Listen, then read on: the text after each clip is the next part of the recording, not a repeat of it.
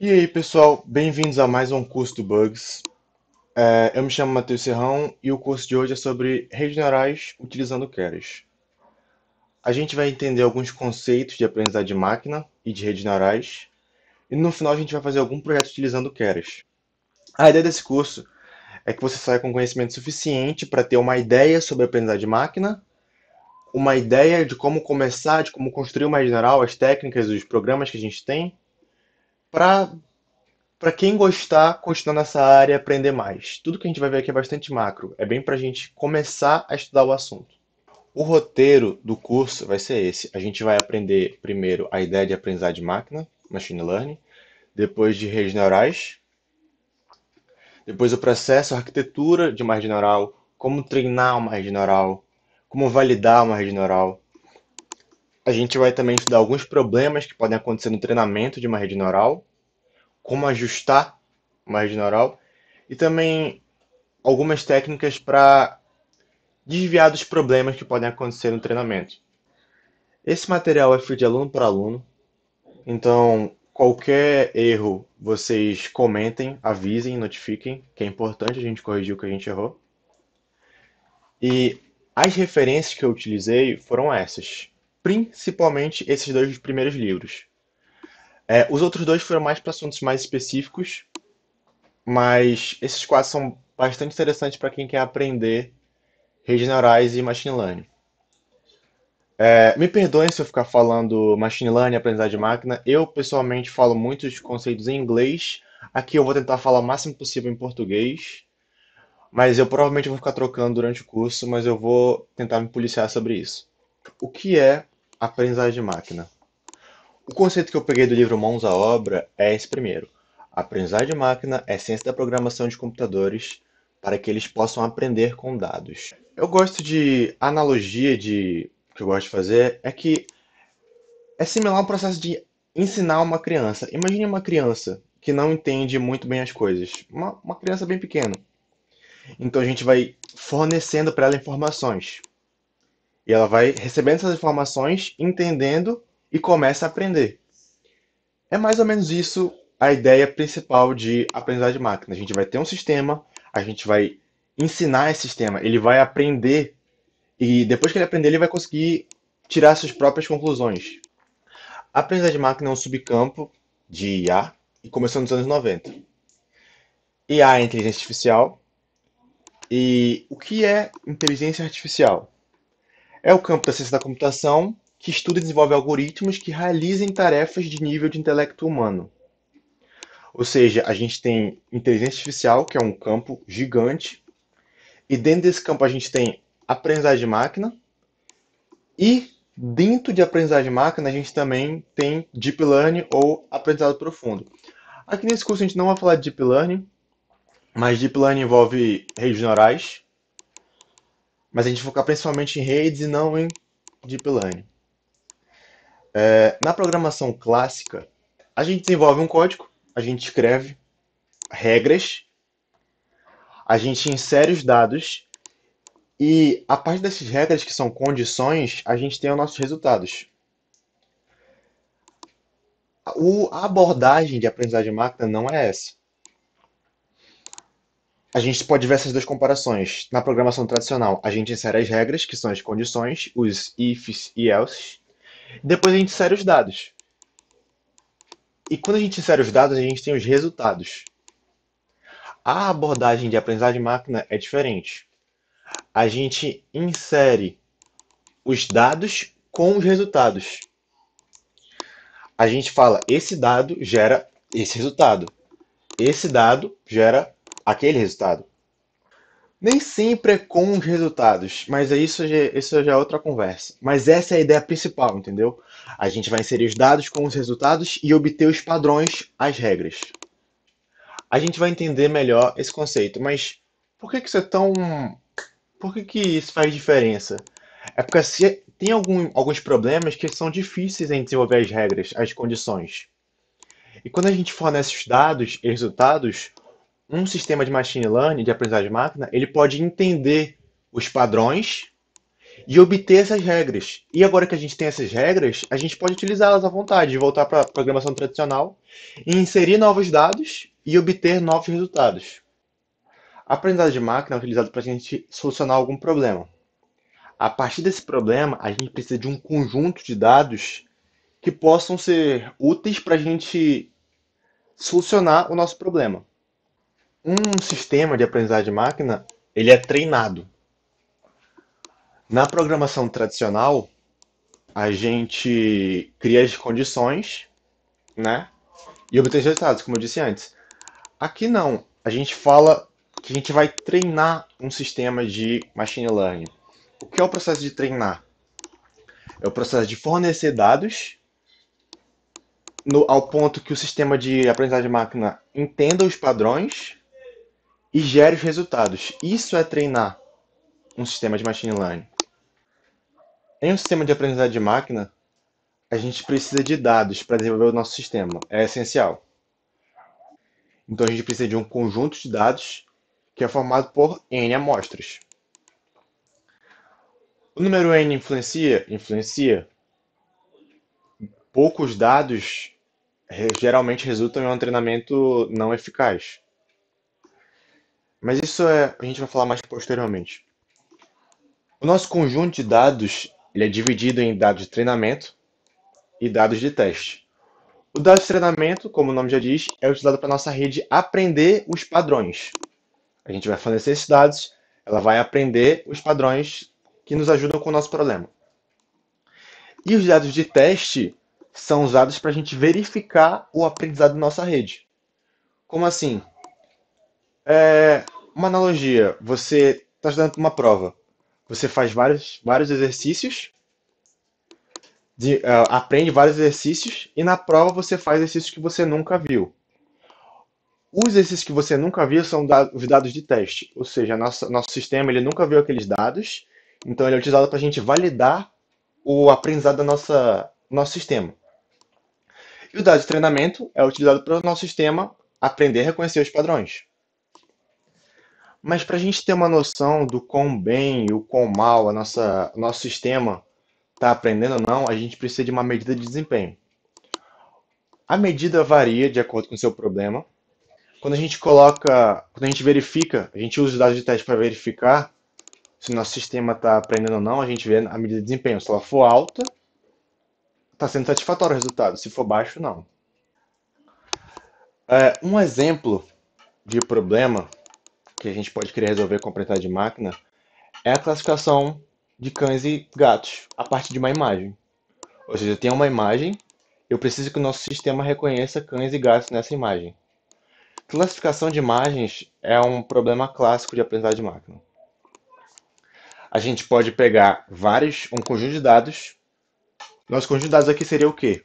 Várias imagens de cachorros e gatos. E cada uma marcada como sendo de cão ou gato.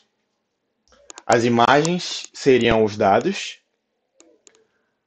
A marcação que a gente está fazendo, ou seja, essa foto é de cão, essa foto é de gato, seriam os resultados. A gente vai fornecer esse conjunto de dados para o nosso sistema. O nosso sistema vai aprender os padrões de um gato, os padrões de um cachorro. E depois, com dados de teste, a gente consegue verificar se nossa rede aprendeu bem ou não. A gente tem como dividir os problemas que a gente possui em sistema de aprendizagem de máquina. Como assim? Existem problemas de classificação, que são problemas que a gente tem um conjunto finito de respostas ou de classes. A classificação pode ser binária, ou seja, cão e gato, por exemplo, é binária, só tem uma ou outra. Ou pode ser de multiclasses. Eu poderia classificar em animais. Mas seria um número limitado, um número definido de classes. Isso é um problema de classificação. E o problema de regressão é quando a gente quer chegar em um valor fixo. Por exemplo, eu quero medir o tamanho de uma árvore a partir de uma imagem. Eu dou uma foto de uma árvore para o nosso sistema, várias fotos de árvore para o nosso sistema, com o tamanho das árvores, dessas fotos.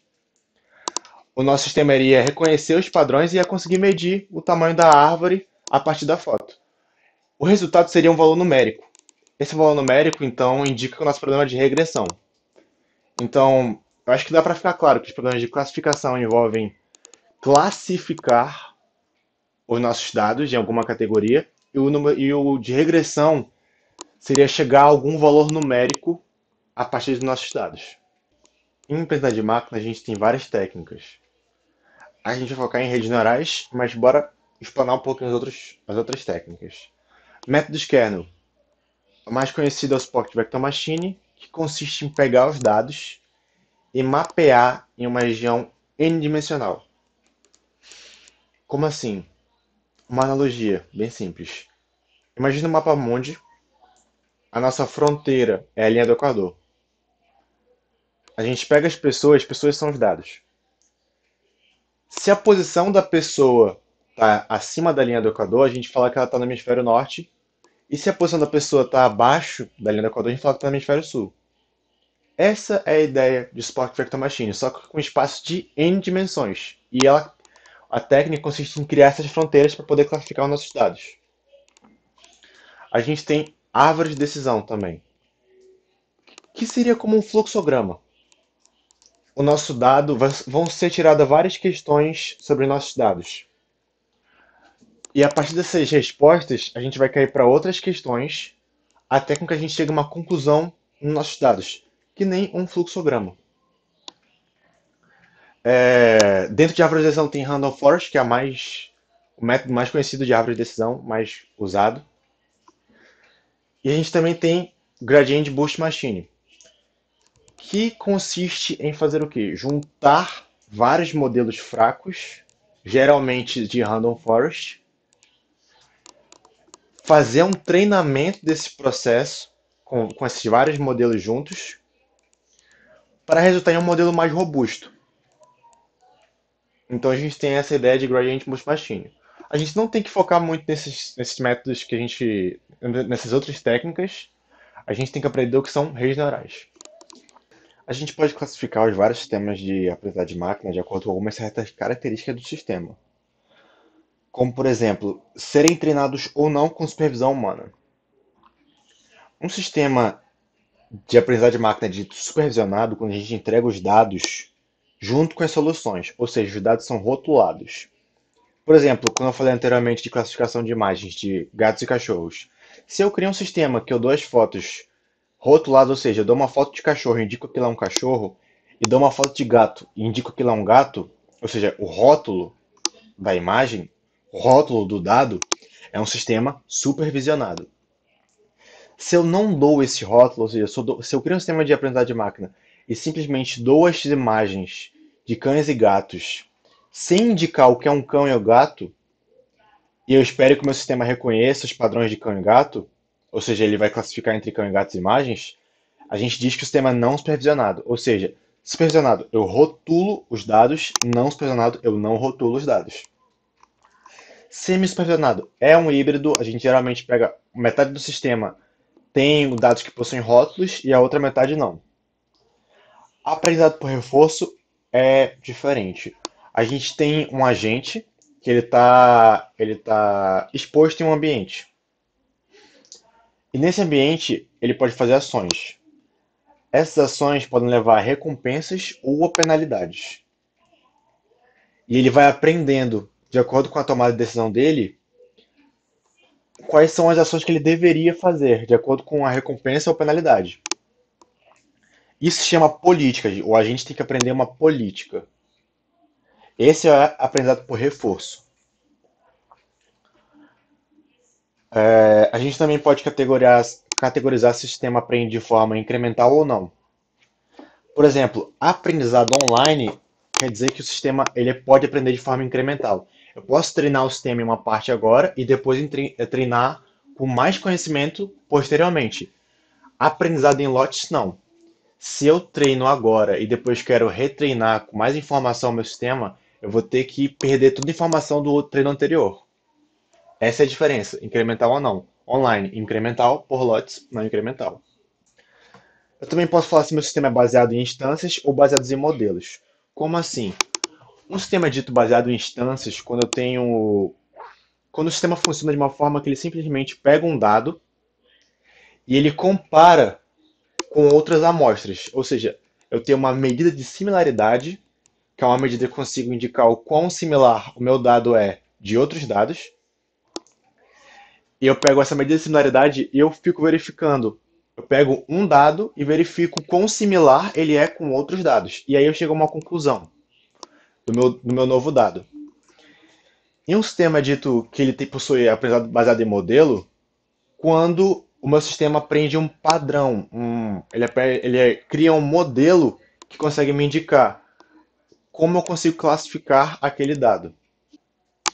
A gente pode classificar pessoalmente o nosso sistema com essas três categorias. Se aprende com supervisão humana ou não, de forma incremental, ou simplesmente se ele decora características de várias instâncias, ou se ele cria um modelo e a partir desse modelo ele consegue concluir novas predições. A aprendizagem de máquina ele gerou uma corrida muito grande por hardware e por dado. Mas por quê? Geralmente o processo de treinar a aprendizagem de máquina requer um tempo real considerável. Quando a gente geralmente faz um código e executa ele, ele geralmente é rápido. O processo de treinar um sistema de aprendizagem de máquina pode levar tempo, muito tempo, dias, meses. E por que dados? Porque quantos mais dados eu tiver, mais completo o meu sistema de aprendizado vai se tornar. A aprendizagem de máquina tem uma relação com estatística, só que em estatística a gente geralmente trabalha com poucos dados. A gente tira conclusões a partir de poucos dados. Enquanto a aprendizagem de máquina, não. Ele tira a conclusão de vários, ele trabalha com vários dados e dados realmente complexos. A gente também pode ter uma ideia de quando utilizar a aprendizagem de máquina. Não é só porque eu sei a aprendizagem de máquina que eu vou utilizar ele toda hora para todos os problemas que eu tenho. Não, não é assim que funciona. Existem cenários que são apropriados a gente usar um sistema de aprendizagem de máquina. Como, por exemplo, classificação de spam. Esse exemplo aqui eu tirei do livro Mãos à Obra. E ele explica de uma forma simples quando utilizar ou não, ou por que utilizar. Imagina que a gente está escrevendo um código, e um código, a gente está escrevendo um código, ou seja, não é aprendizagem de máquina, é programação tradicional. A gente está escrevendo um código para classificar se um e-mail é spam ou não. Então a gente vai ter que obter várias informações, a gente vai ter que analisar pessoalmente, né, várias informações de o que indica que é um spam. A gente vai encontrar várias palavras como clique aqui, cartão de crédito, grátis, incrível, que indicam que aquele e-mail é um spam. A gente escreve um algoritmo que fala, se tiver tais palavras, é um spam. E a gente testa. Mas o problema não é trivial. Vão ter várias palavras que a gente vai ter que detectar em vários spams e a gente vai ter que fazer várias condições para essas palavras. Usando uma técnica de aprendizagem de máquina, a gente não tem. É muito mais simples o processo. Por quê? Porque a gente pega vários e-mails e simplesmente fala: esses e-mails são os spams e esses e-mails não são spams. E assim o sistema ele vai aprendendo a detectar spams ou não. Porque a gente não tem que codificar palavra por palavra e indicar que aquele e-mail é spam. A gente simplesmente dá uma amostra grande de e-mails, indica que certos e-mails são spams e outros não, e o sistema por si só vai aprender a reconhecer padrões que identificam um spam. Outro cenário também que a gente pode pensar é, por exemplo, se os spammers, são as pessoas que enviam spams, começam a detectar que na abordagem tradicional, que os e-mails deles estão sendo bloqueados, eles vão mudar as palavras dos e-mails.